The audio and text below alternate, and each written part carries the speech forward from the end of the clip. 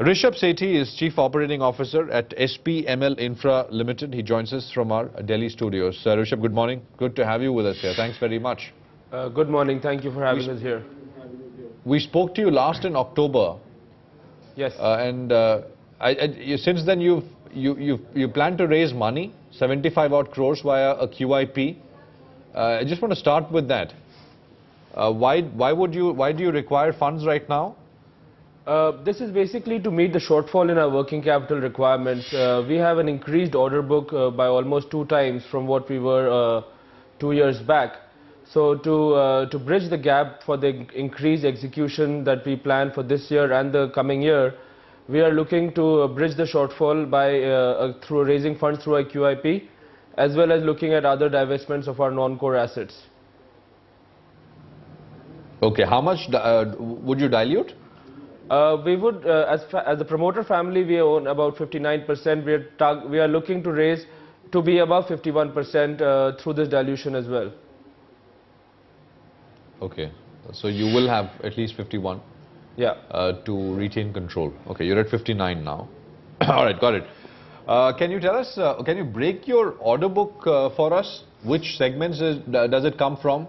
And also, do you operate any BOT projects or it's all EPC? Our general order book is only from the EPC business that we are currently executing for government projects. Our entire project business is for the government through state and central governments. We primarily operate in 2 major segments, that is water and power. Out of our total order book currently is about 6,000 crores, out of which about 4,800 crores is from the water sector and about 1,200 crores in the power distribution sector. Okay, so water is by far the big contributor to your outstanding order book of 6,000 crores. Yes, we would be one of the largest water players in the country in the entire spectrum of water distribution as well as sewerage treatment. Okay, so you would be basically doing the contracting work, right? The construction work. Yeah, as SPML we do construction as well as long-term maintenance of water supply systems and sewerage systems.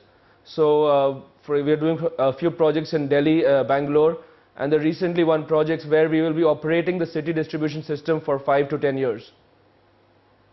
Which one is this? Recently we just announced yesterday 2 orders we won in Karnataka, where we will be maintaining 3 cities of Karnataka for water distribution system for the next 5 years after we complete the construction. Right. When you say maintain, what would the work involve?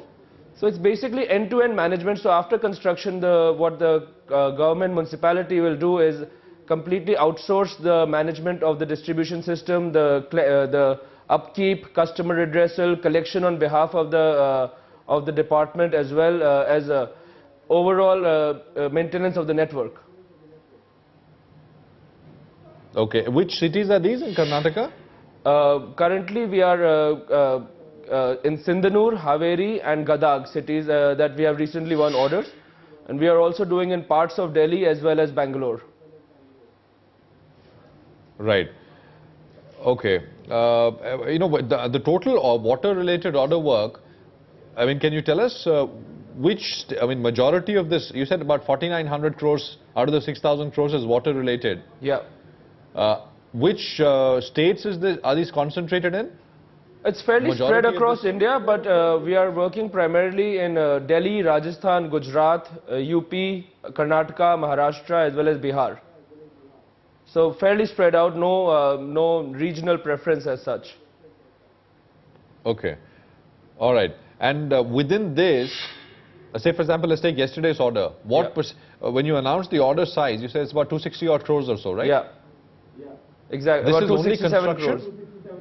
Sorry? Or this is only construction, or this is spread through 10 years and it involves the value of the services you will provide over the period of 5-10 years? So this is construction as well as maintenance. So about 60% of the value is about 160 crores is 140 crores is construction, which will be completed over 2 years, and then 5 years maintenance, which includes the balance order of this order. So that is annuity type of revenue? Exactly. It's more service kind of contracts. Service side of contract. Is this widespread? I mean, private players getting to sort of maintain and service water distribution systems in cities across? This is actually beginning to grow as a business segment for us. We have been seeing small cities coming up over the last 10 years, but now we are seeing a lot more bigger cities coming up with what we call pilots, as well as taking up more longer gestation time for this. They were always outsourcing the maintenance in parts. Now they are taking a more holistic view in this, and we are seeing this as a huge business opportunity for our company. And you said you're the largest in the segment. We are the largest in India in this segment, but for an Indian company, yes. We compete with mostly international players here. Right. I mean, if you look at Indian and international, which is the biggest? Would you still stand out as the biggest, or? Well, globally, we have been rated as the top 50 water company. In India? In India? In India, we would be in the top 3 if you compare international as well as Indian. Which are the other 2 players, if you don't mind naming them? We have mostly multinational players, which are globally large water companies like Veolia Environment, Suez Environment. These are large French companies in the sector. We would be similar to them in India. Right. Okay. And it's obviously, you said some of the larger cities are also starting to do this. The decision, though, would be taken by who? It would be taken by the respective state government? Yeah, water is typically a state subject and then a municipal subject. So it's generally the biggest criteria for taking up such projects is the funding. We prefer where the construction is funded by the government and the maintenance is more linked to performance of the operator. So it's generally the funding challenges decides which cities takes up such projects faster. Right.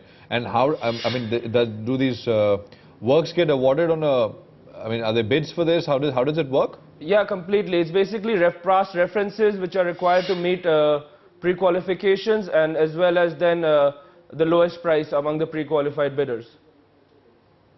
Okay. You said this could be a huge opportunity, right? As more and more states do this for their cities. Exactly. Is there opposition to something like this? Because, I mean, this kind of work would usually be handled by the local Jal Board or, I mean, some organization, some wing of the government, right? The state machinery. It is typically handled by the municipality as well as mostly, as you said, the Jal Boards. But what we are seeing currently is if there is performance, there is strong positive impact on the areas that we are working in. We are getting a lot of cooperation from the same people. So we feel as long as performance is there and obviously the financial arrangements are made in terms of project cost, etc.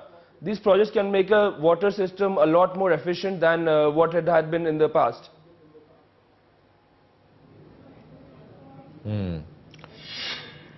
You wouldn't be, I mean, as a maintenance provider, you wouldn't be blamed for water shortages, will you?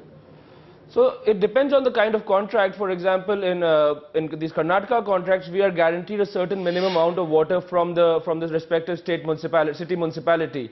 So obviously, if there is shortages, we need to plan in advance.